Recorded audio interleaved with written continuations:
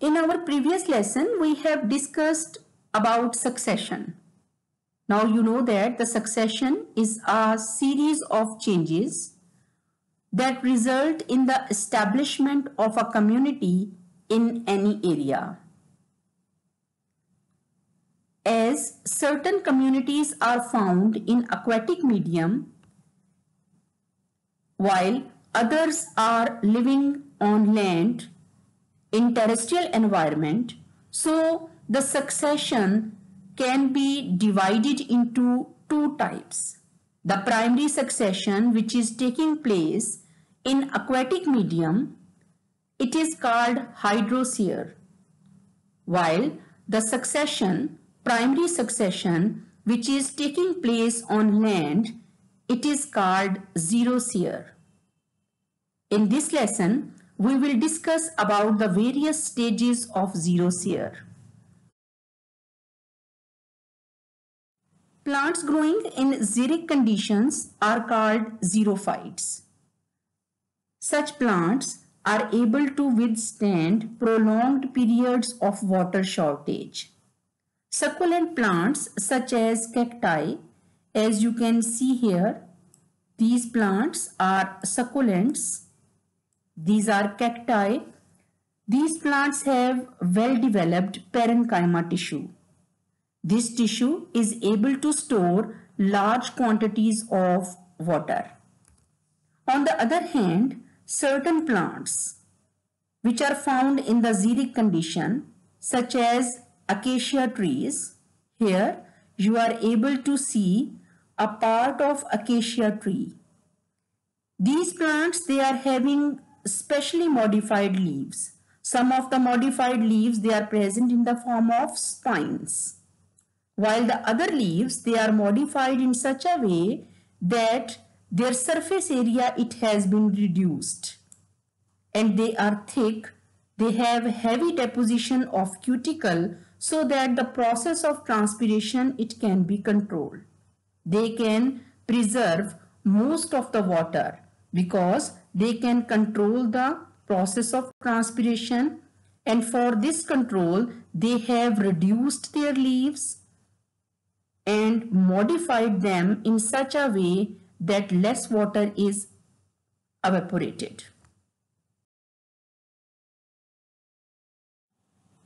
If primary succession is taking place on dry land in terrestrial environment, then it is called xerosphere. Xerosphere is completed in 6 stages. The first stage of the xerosphere is crustose lichen stage. A crust is basically a hard protective covering, while the crustose term means the formation of a hard crust on a substratum. Here in this image you can see that the crustose lichens, they are growing like a crust on a large sized stone. These crustose lichens, they are the hardy invaders. They are the pioneers of any community. Crustose lichens grow in the form of crust on the bare rock, and these lichens, they are able to absorb moisture and stay wet due to the rain. But in dry weather, the crustose lichens can be desiccated. These crustose lichens are calm, inactive or dormant, and quiescent.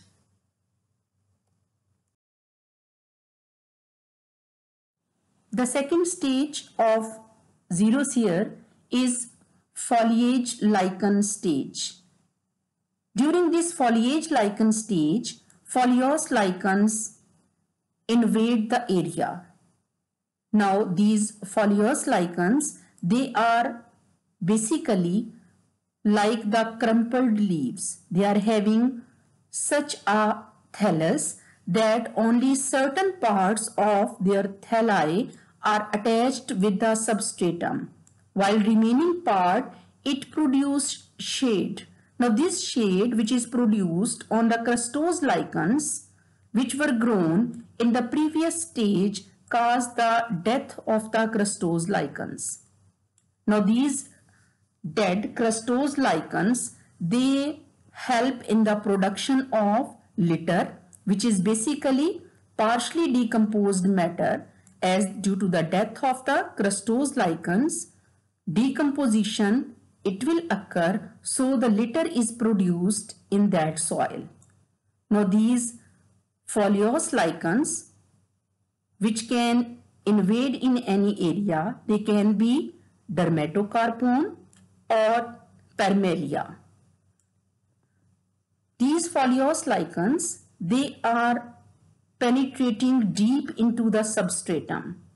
So due to this deep penetration, the soil, it will become somewhat rough, or the land it will become rough, and it, as the decomposition it has occurred, so it will be more favorable for the growth of the more plants. In the next stage, mosses, they will start to grow in that area.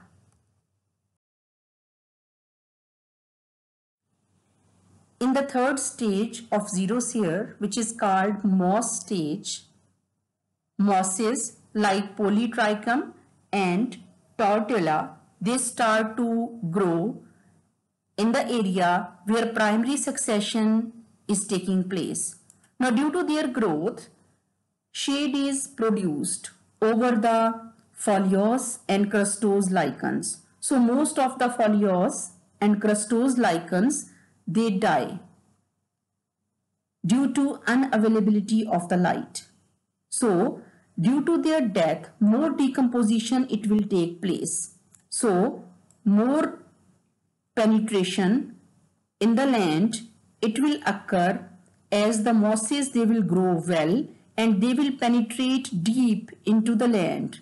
The land will become somewhat porous, and due to decomposition, more humus it will be added to the land.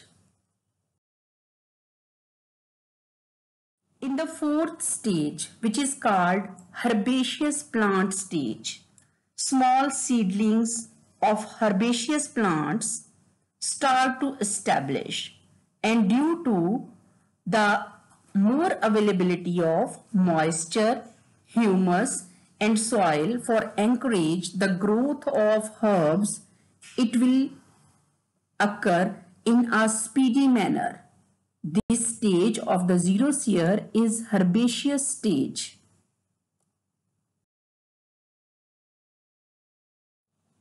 In the next stage of xerosphere, shrubby plants invade. The shrubs are the non-woody plants which are smaller than trees. They are not producing wood and shade like that of tree. These shrubs, they will dominate during the shrub stage. Due to the shade of shrubs, most of the lichens and mosses die, but still some shade-loving mosses and lichens, they stay there in the area. So some lichens, some mosses and some ferns, they will be present at the ground, while the dominating plants, they will be shrubs. This stage of the xerosphere is called shrub stage. The last stage of the xerosphere is the climax forest stage. As the soil is improved to an extent that it now allows the growth of woody plants, so establishment of the woody trees start. The shade of these plants inhibits the growth of most of the plants other than mosses, lichens, and a few ferns.